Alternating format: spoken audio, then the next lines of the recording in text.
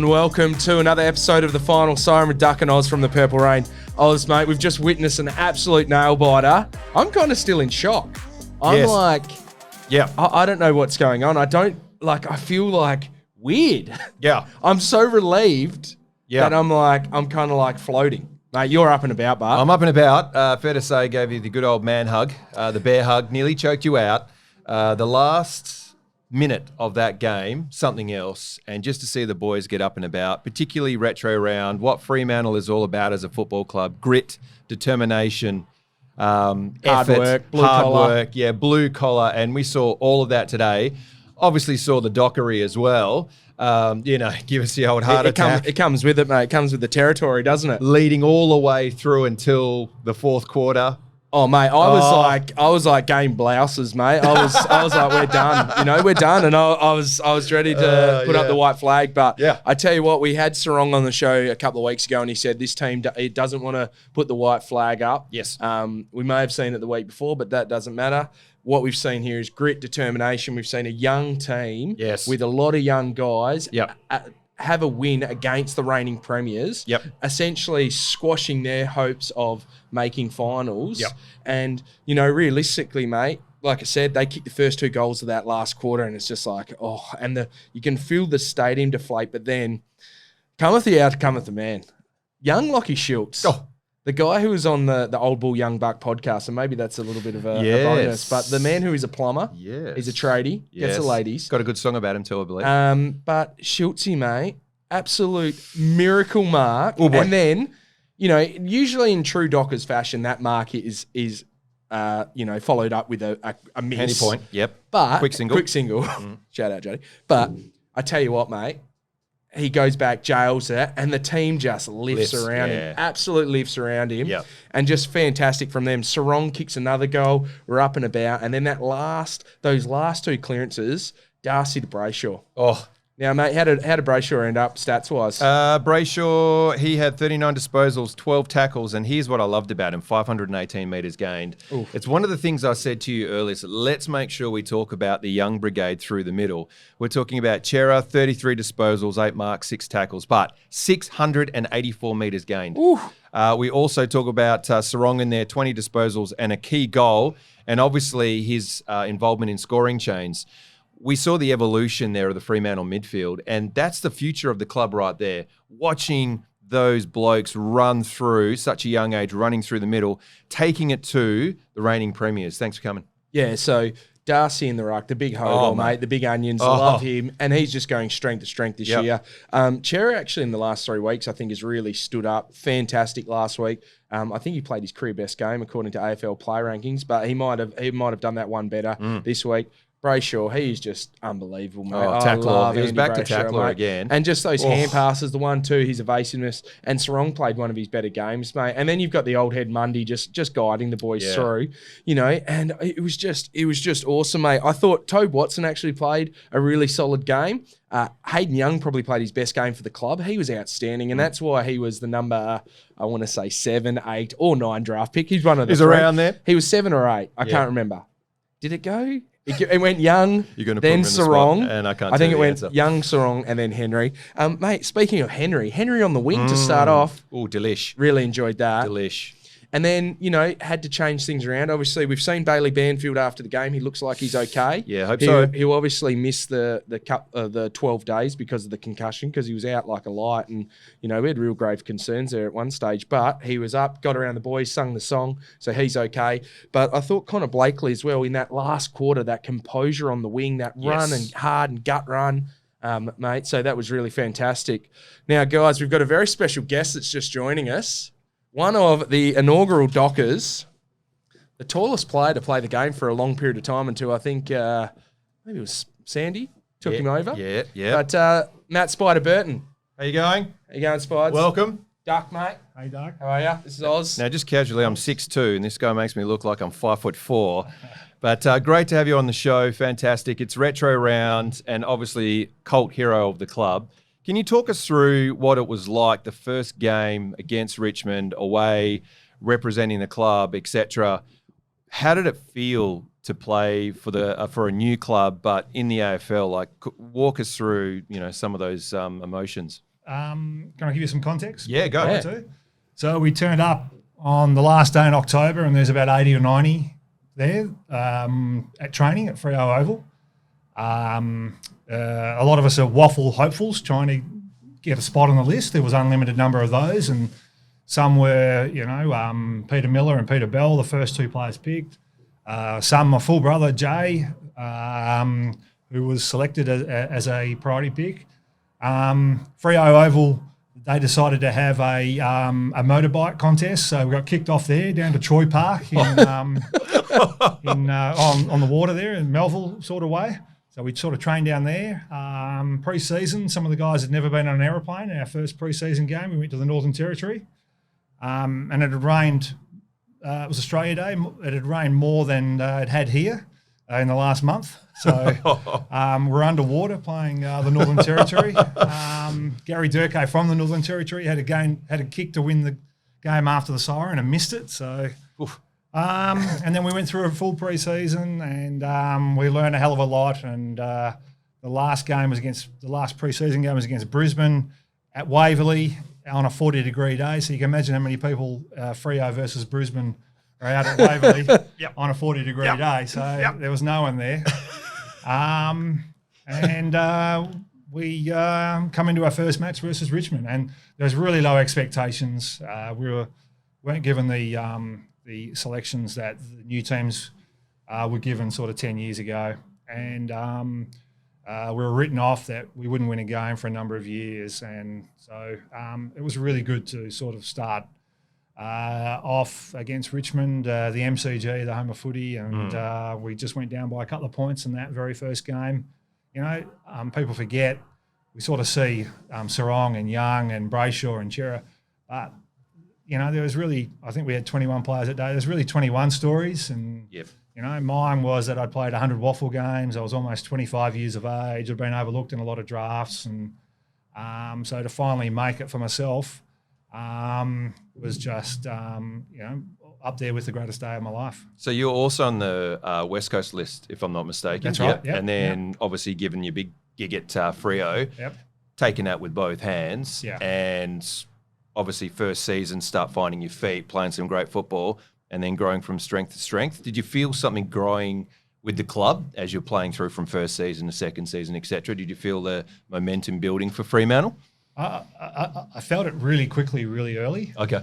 So, I just felt, Jared Neesham had a big Freo sort of feel about him, and we were training in the heart of the footy club, and in the heart of the town, and I felt it built very quickly over the first sort of 3 or 4 months. Yeah.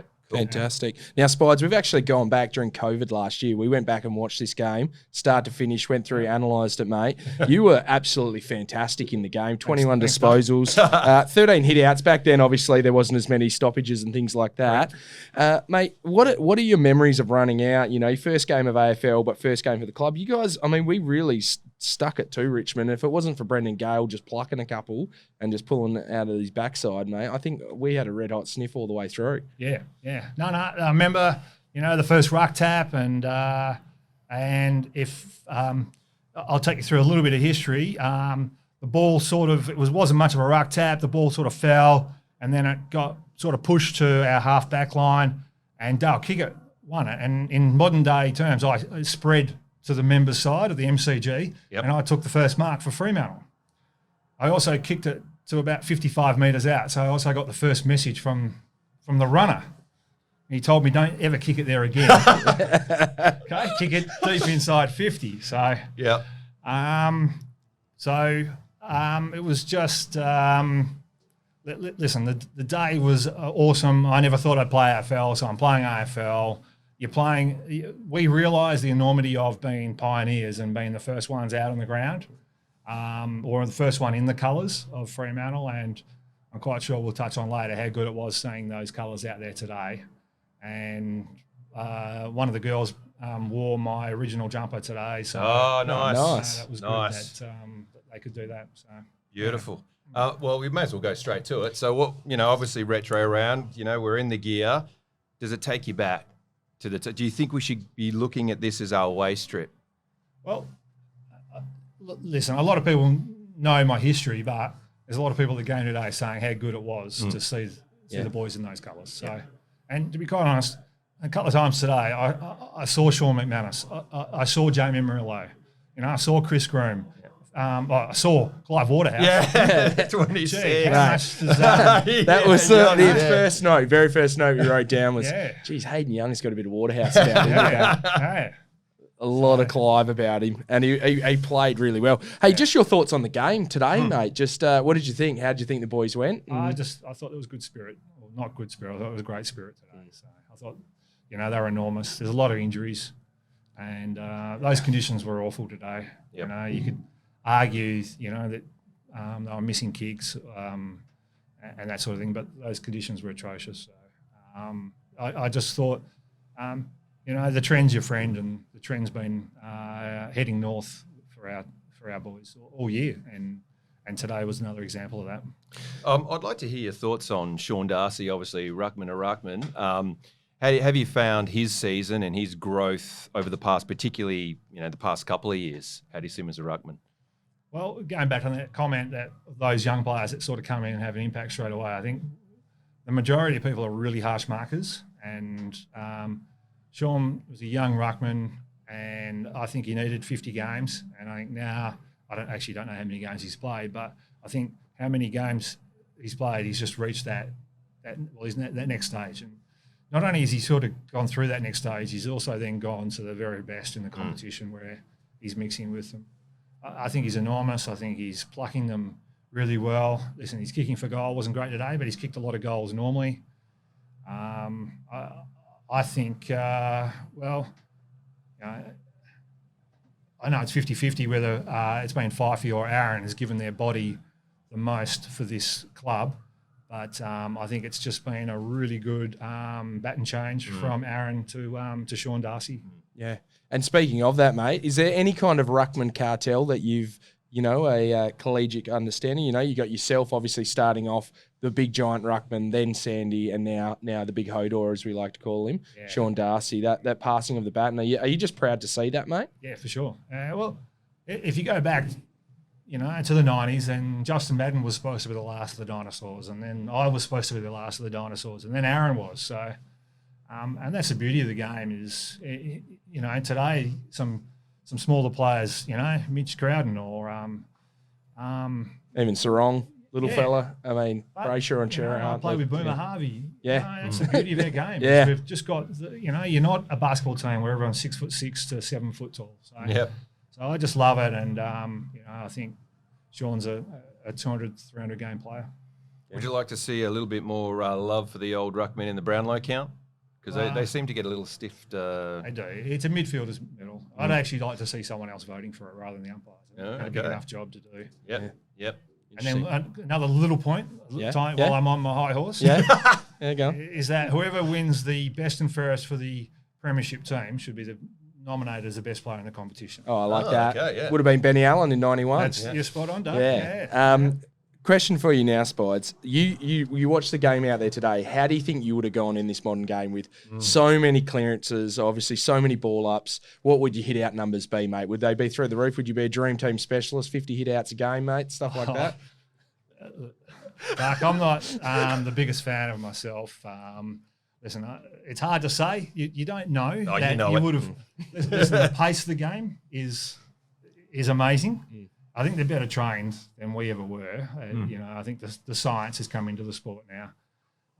But I'm happy I played when I did. They hit each other way, way harder than what we did. Yeah. Well, it's interesting because when we went through the redockables and we looked at this game, we both said that you actually, would also fit into the current mold because you were very mobile, you had good skills and all that sort of stuff. We thought, hang on a second, this could actually be a good transfer here. So don't sell yourself short. We reckon you'd be right up in the best 22. Definitely. The centre circle would have helped me. Yeah. There was an umpire called John Harvey, and John Harvey could bounce the ball about 80 metres in the air. It was enormous how high he could actually bounce the ball. And Jeff White playing against Jeff when he played for Melbourne, he'd come from centre half back. Like he was longer run up than Michael Holding. So I would have liked the centre circle, particularly against Jeff. Yeah. Oh, nice. Absolute treat, mate. Look, Oz, you got anything else you want to talk to Spides about, mate? Oh, so there's just so much There's stuff. so many retro type questions I'd like to ask. I mean, you talked about the conditions, and I guess comparing what Freo had when we first started compared to what GWS and what Gold Coast have and setting up, if we had had the same concessions, it would have been a different story, you think, for the club. But then, do you think that's also who we are? That gives us our story about who we are now? Yeah, I think so. We didn't make any excuses for that back in 94, 95. I'll give you some more history. We had the visitors' change rooms at Fremantle. We had no lockers, so there was some lockers going at John Curtin High School. The players went and picked them up. Oh. We took them to a sign writer, Scully, who's a mad Freo supporter. He spray painted them. We got them hung up. So, we sort of did that sort of stuff. But again, that sort of made the player group, culture. And we had great comradeship. And even though we didn't have those concessions, Jared's style of play, Jared's teaching. I remember we had 3 months. Let's say if we started late October, we had November, December, January before we played that first game. And I'd spent 3 years on the West Coast list under Malthouse. Jared would say stuff and I'd go, whoa, I've never heard that before. And, I'd nod my head and just go, yeah. And then we'd do a training drill based around it. So, it was just, it was our history. It was our background. It's what made us the pioneers. And, loved it. Nice. Fantastic. Well, thanks for joining us, Spider, mate. Really great to have you on for the retro round in particular. Mate, we got to get the green has got to come back, the red piping. I think that's really elite, isn't it? And having the Dockers, I just think the Dockers, we haven't got the longest history, but when it comes into these things like retro round, we do it the best. You see the fans out there. I don't know if it's just because of all the different colours. I mean, look what I'm wearing. I've got, I don't know what type of purple you call this, or green faded. Or red, but yeah, very faded, mate. It's an op shop special, mate. $2 this thing cost me. But it's the history of the club, and we love getting around it, and love seeing guys like you on the show. Yeah, no, it was great. Awesome. Thanks for joining us. Thank you. Cheers. Well, that was great with Spida Burton joining us, Oz.